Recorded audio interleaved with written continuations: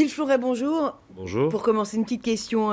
Est-ce que finalement, le soir de la répétition générale, c'est-à-dire hier soir, c'est pas le meilleur moment et les meilleures conditions pour découvrir les installations sans la foule? Eh ben non, puisque c'est la répétition. Donc déjà, la ville n'est pas éteinte en entier, il y a la circulation, il y a moins de monde.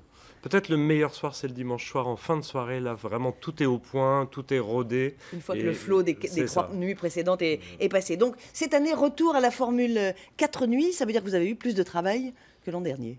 Oh, ça revient au même, au contraire, puisqu'on fait le même travail, mais il va être présenté plus longtemps. Donc, on est plutôt heureux qu'il y ait plus de gens qui puissent en profiter pendant plus longtemps. Cette édition 2017, qu'est-ce qui la caractérise? Autour de quoi est-ce que vous l'avez construite?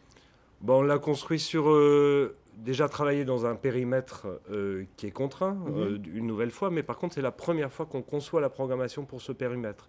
Donc, on a densifié la programmation.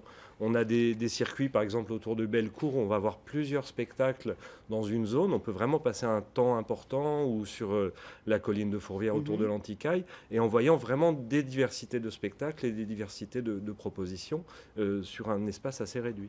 Alors, on va détailler quelques installations phares donc, de cette édition 2017, mais parmi elles, on peut d'ores et déjà citer celle qui investit la plus célèbre place de Lyon, c'est-à-dire la place Bellecour. C'est l'une des plus grandes places d'Europe, donc elle est assez compliquée à illuminer. Cette année, pas de projection sur la grande roue, mais un jardin de plantes lumineuses dans lequel ont poussé 2 fleurs, Julien Sauvadon et Jean-Christophe Had. La place Bellecour, c'est chaque année un casse-tête pour les organisateurs de la Fête des Lumières. On s'en rend bien compte du haut de la grande roue. Regardez, la place est immense, 6 hectares, l'équivalent de 8 terrains de football.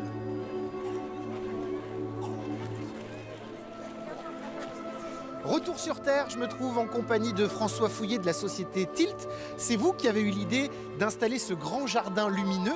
Comment vous avez occupé tout l'espace ? Alors on a essayé d'occuper tout l'espace. C'est une place qui est immense, très très grande. Et donc on a pris le parti pris d'en occuper les 3/4. Mais on ne peut pas le remplir tout cet espace. Non, on ne peut pas le remplir. Donc on l'habille de luminaire, de lumière, on joue avec la profondeur, on joue avec les espaces entre les structures. Ça représente à peu près 45 structures qui font entre 8 mètres et 12 mètres de haut. Donc c'est énorme. Alors ce jardin lumineux change un petit peu la perception qu'on avait de cette place Bellecour. C'est vrai que ces dernières années, on avait l'habitude plutôt de voir des projections sur cette grande roue. Alors sans faire de mauvais jeu de mots, on en avait un peu fait le tour. Je trouvais que l'année dernière, c'était pas... Mais là c'est magnifique, avec tous ces fleurs, ces arbres et tout. Génial. C'est féerique. C'est très beau, ça fait Alice au Pays des Merveilles. Chaque année, elle a son charme quand même, mais je trouve cette année... J'aime, on dirait qu'on est au parc de Tête d'Or. Avec les contraintes de sécurité, l'idée c'était de proposer quand même un espace un peu différent qu'un lieu de spectacle, puisqu'il s'agissait d'aménager les abords de la place pour permettre aux gens de circuler. Et c'est aussi parce que dessous il y a le parking et qu'on ne peut pas poser des structures lourdes sur la partie côté Saône. Alors l'une des astuces cette année pour faire vivre davantage la place Bellecour, eh bien, ça a été d'illuminer la façade de la Grande Poste. Ça permet vraiment une promenade comme ça, avec 5 projets à voir, qui était quelque chose qui n'existait pas jusqu'à l'année dernière.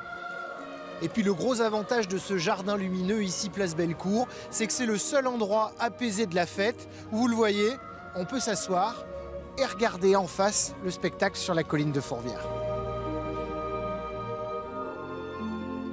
Alors Bellecour, donc on vient de le voir, c'est un magnifique jardin.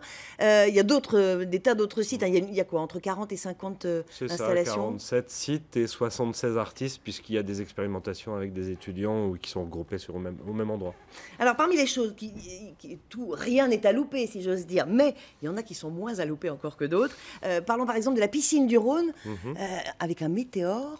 Alors un météore qui va communiquer son énergie et sa lumière à l'ensemble de la piscine et de l'architecture du site, jusqu'aux 4 pylônes d'éclairage de la piscine qui sont emblématiques, et ce météore donc, qui va débarquer du ciel d'une manière un peu magique. Oui, c'est assez spectaculaire. Est-ce qu'il y a des grands thèmes, en somme, dans la génération d'artistes qui interviennent? Est-ce que vous retrouvez des thèmes qui les inspirent? Alors on a quand même un thème sur l'espace, hein, puisque c'est quand même porteur aussi en images, et puis c'est assez grand pour y trouver plein d'inspiration. La Fête des Lumières n'a pas de thème en soi, hein, c'est un peu comme le Festival de Cannes, on ne peut pas thématiser puisque c'est assez large. Et puis après, chacun il lit le thème qu'il veut. On a des années, des gens ils nous ont dit « Ah, c'est sur l'eau cette année », on dit bah, « Si vous voulez ». Il y en a d'autres qui disent « C'est sur d'autres thématiques ». En fait, c'est donc sur il les a pas de thématique.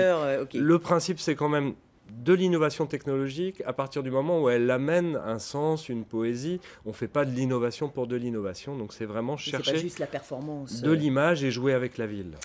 Autre chose spectaculaire à voir, les araignées de la place Satonnet dans le 1er arrondissement. Donc on va se promener sous une toile, c'est ça? On va se promener sous une toile avec une araignée multiple, hein, puisqu'elle va se déplacer en lumière. Et qui vont faire leur cirque sur la place, transformée en chapiteaux lumineux. Une installation, nous, qu'on aime bien parce qu'elle est entre l'objet lumière et la lumière. Et nous, à la Fête des Lumières, c'est de ne pas proposer uniquement du spectacle vidéo.